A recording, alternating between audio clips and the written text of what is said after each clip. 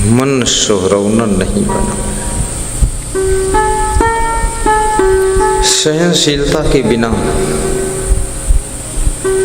ना तो तुम घर में ठीक से रह सकते हो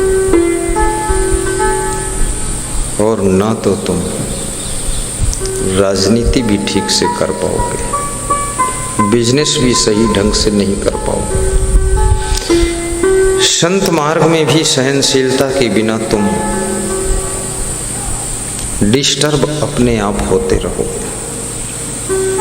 उबते डूबते रहो, अपने मन ही मन कल्पना करके तुम्हारा मन उथल पुथल करता रहे।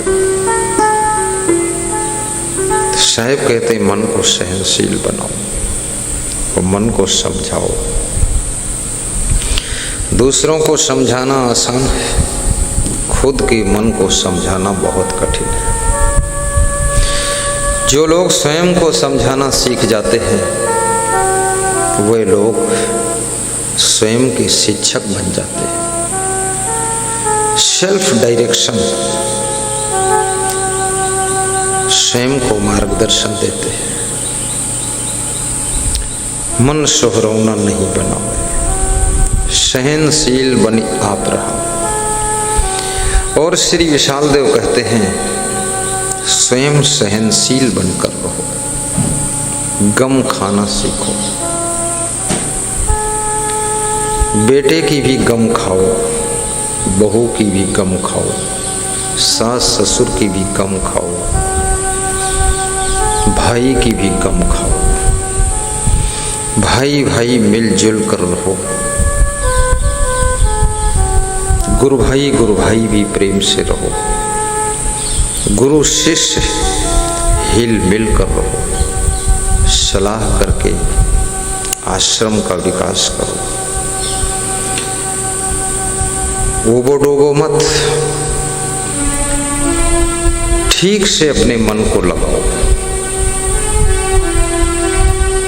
कितने लोगों का स्वभाव होता है, थोड़े दिन उनका मन लगता है फिर मन ऊब जाता है।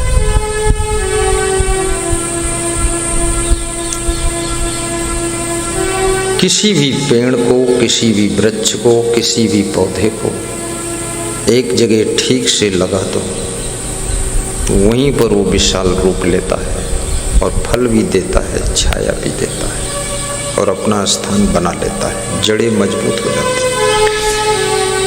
बार बार वो वृक्ष उखाड़ते रहो, खोदते रहो, इधर से उधर करते रहो, एक दिन ऐसा आएगा वृक्ष का अस्तित्व खत्म हो जाएगा। जो लोग बार बार चेंजिंग करते हैं अपने जीवन में, वो न इधर के रह जाते न उधर के रह जाते हैं और उनका व्यक्तित्व समाप्त हो जाता है। बहुत सुखी जीवन जी सकने की उनमें सामर्थ्य थी, लेकिन बहुत बड़े दुख में गिर जाते हैं। याद रखना, आपकी गलतियां, आपकी भूल आपको दुख की कुएं में ढकेल देती है।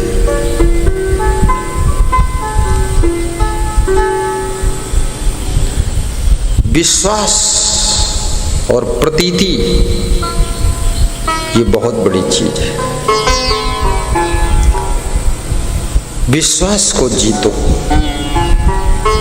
यदि संत हो तो गुरु की विश्वास पात्र बनो, यदि नेता हो तो अपने हाई कमान के विश्वास पात्र बनो, और यदि गृहस्थ हो, नारी हो तो अपने माता पिता, सास ससुर और पति के विश्वास पात्र बनो। यदि पुरुष हो तो अपनी पत्नी के विश्वास को जीतो, और विश्वास जीतने के लिए स्थायित्व की आवश्यकता है, मजबूती की आवश्यकता है। हमारा संकल्प, हमारा निश्चय, हमारा व्रत, हमारी सोच हमारा पथ हमारे अंदर दृढ़ संकल्प से मजबूत होना चाहिए, डगमग डगमग नहीं होना चाहिए। बार बार अपने अंदर परिवर्तन सोचने वाले लोग किसी भी मंजिल पर नहीं पहुंचते। वे लक्ष्य विहीन है। जिस लक्ष्य का तुम चुनाव करते हो उस लक्ष्य तक पहुंचने वाला जो रास्ता है, उस रास्ते से यदि आप इधर उधर डाइवर्ट होते, विचलित होते, तो आप लक्ष्य पर कैसे पहुंचेंगे। इसलिए कहते हैं कि यदि आपका निश्चय अटल है, निश्चय अटल की ढाल पर सब विघ्न वार टलंत चुके। अटल निश्चय वालों के जीवन में कोई विघ्न आता है तो उनके अटल निश्चय से विघ्न टल जाता है। समय का सदुपयोग कीजिए।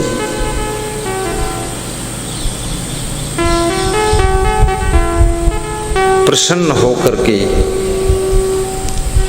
सुबह से लेकर शाम तक सभी कार्यों को संपादित कीजिए। किसी कार्य को तुम कर रहे हो, बीच में कोई दूसरा कार्य आ जाए 10 मिनट का, तो उसको सहज भाव से उसको भी करिए। उसी बीच में तीसरा कार्य आ जाए तो उसको भी करिए। क्योंकि जितने अधिक कार्यों का तुम मैनेजमेंट करोगे उतना तुम्हारी प्रतिभा में विकास होता चला जाएगा। धैर्य और सहनशीलता, हिम्मत, हिकमत, मेहनत, रहमत, खिदमत, ये तुम्हारी किस्मत को हीरा की तरह चमकदार बना देती है। जोश खरोश में डिसीजन मत लीजिए, शांत मन से फैसला लीजिए। आप किसी भी कार्य करोगे तो उसको बहुत लोग तुम्हें मना भी करेंगे, बहुत लोग कहेंगे इस चक्कर में तुम मत पड़ो। कितने लोग तुमसे कहेंगे अरे जैसा है वैसा ही चलने तो, ज़्यादा विकास की मत सोचो, नहीं ये भी हाथ से चला जाएगा। लेकिन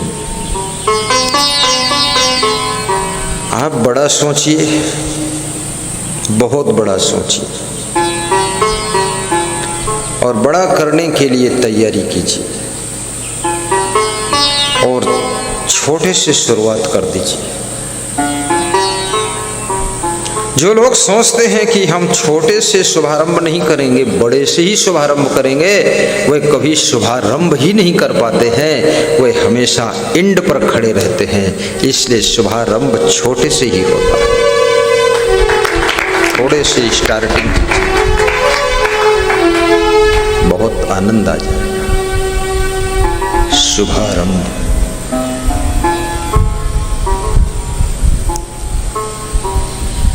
मैंने सुना है बॉम्बे में जिस समय बिजनेस का शुभारंभ किया है धीरू भाई अंबानी, 10x11 का रूम था किराए से, 3 कुर्सियां और 1 टेबल पड़ी हुई थी। 2 कुर्सियों पर उनके 2 बेटे बैठते थे, मुकेश और अनिल। 1 कुर्सी पर वो स्वयं बैठकर सलाह करते थे, प्लानिंग करते थे, डिसीजन लेते थे, बच्चों को समझाते थे। धीरे धीरे धीरे धीरे जो 10x11 स्क्वायर फीट के रूम से कार्य को स्टार्ट किया है, आज वह कार्य संपूर्ण हिंदुस्तान में फैला हुआ है। 20 लाख लोग उनके पास सर्विस कर रहे हैं। जब इस आश्रम का शुभारंभ हमारे गुरुदेव ने किया है केवल वो दो संत थे, 2 से 3 हुई। और यहाँ पर एक भी ईंट का कमरा नहीं था, एक भी गाड़ी नहीं थी, खुरपा और हंसिया और फावड़ा के अलावा लोहा नहीं था।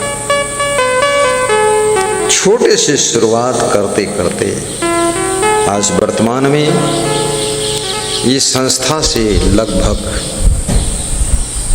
50 संत आत्म कल्याण की साधना कर रहे हैं।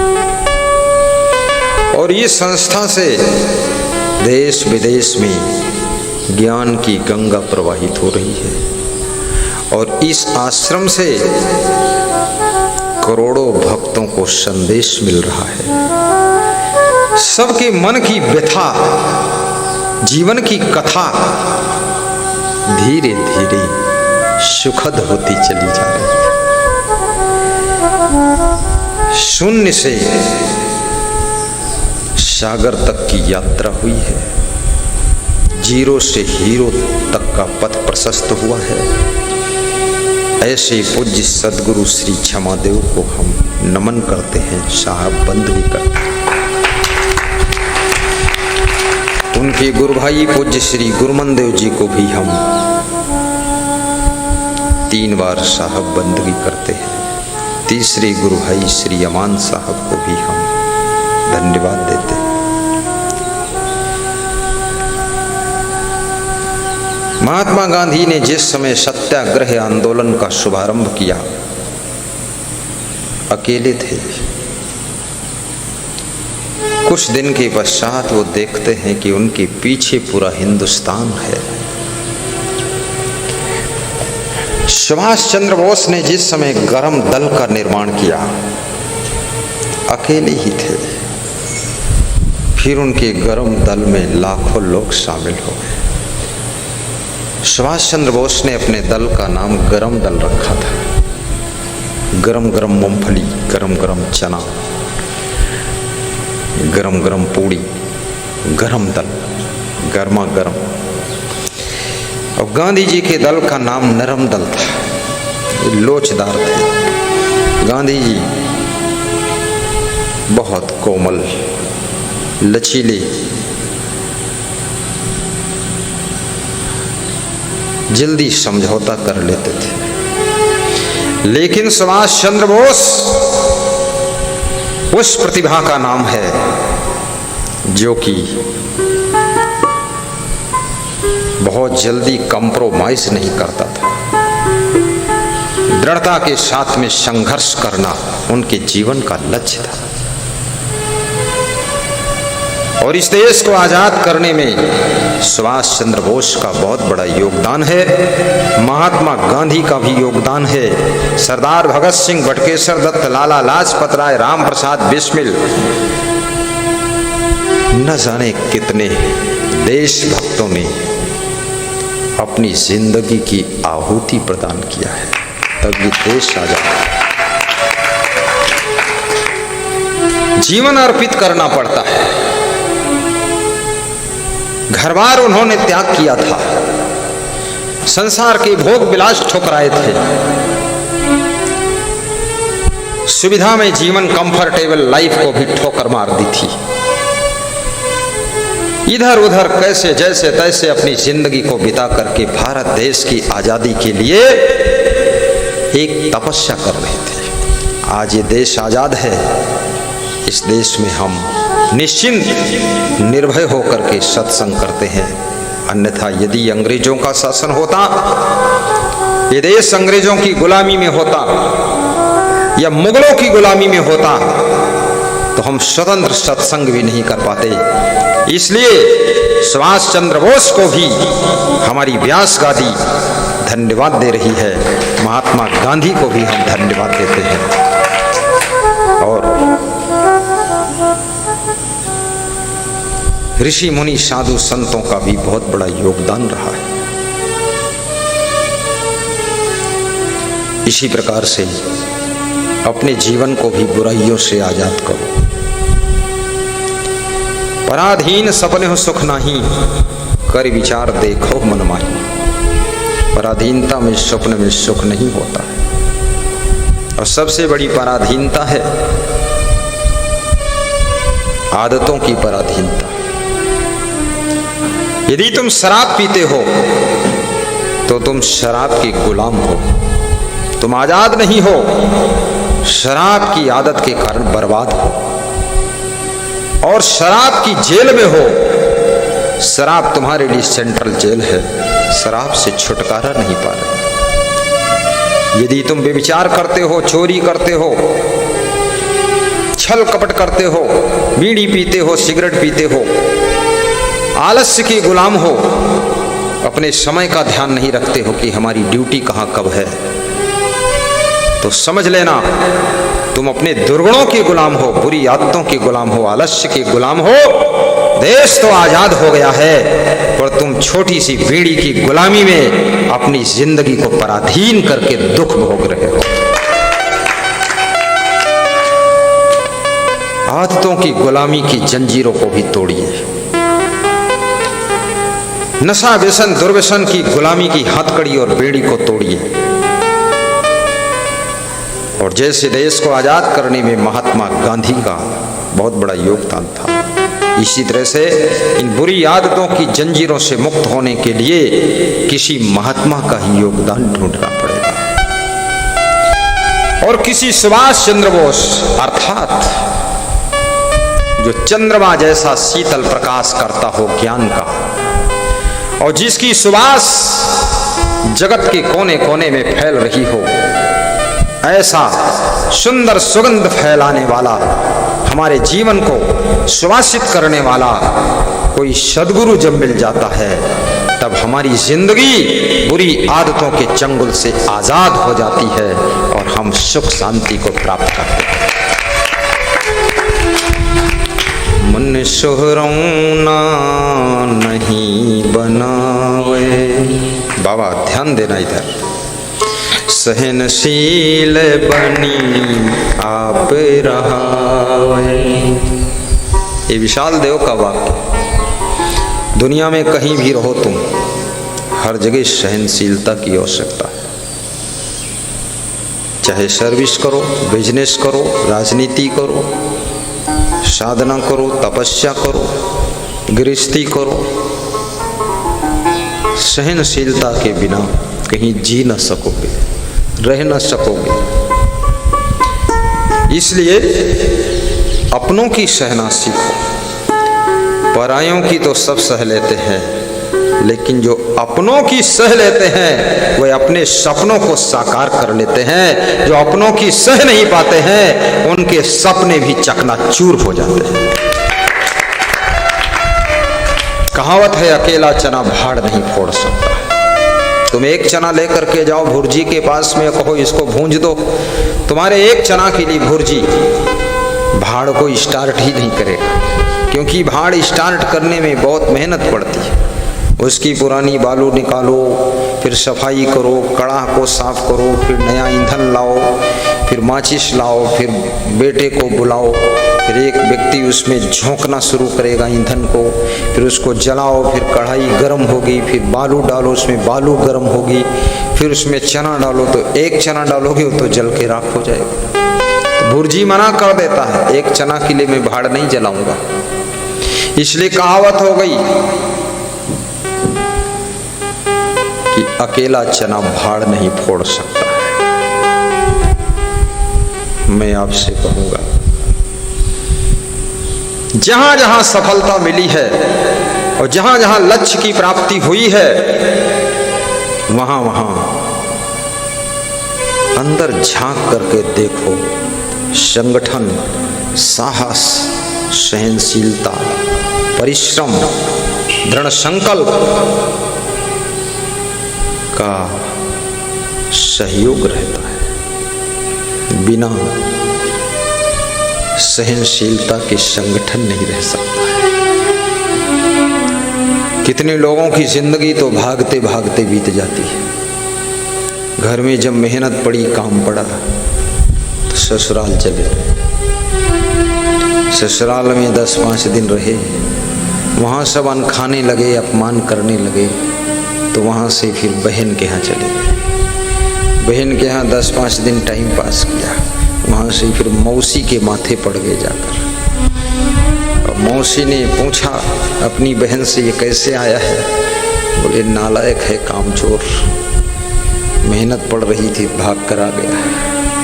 तो मौसी ने भी 2-1 दिन स्वागत किया, फिर छुट्टी दे दिया कि चलो नारदानंद निकलो यहाँ से, गंगाराम, रघुपति राघव राजा राम, और विदा हो जाओ गंगाराम। अरे भगोड़ेपन से ये जिंदगी नहीं चल सकती है। कठिन से कठिन मेहनत का अवसर आ जाए, हंसते हंसते परिश्रम कीजिए। आज मैं देख रहा था, यहाँ सत्संग भी होना था। हमारी मंच संचालक, पुष्प वाटिका प्रबंधक प्रेमपाल दास और वाटिका की रक्षा करने वाले हमारे नरेश दास, शैलेश दास, एक ठेलिया में कुछ टुकड़म टुकड़ी कचड़म पचड़ी भर के ले जा रहे थे कि सब सफाई हो जाए। अभी गुरु जी को आने में 15 मिनट लेट है, तब तक ये काम भी हो जाता है।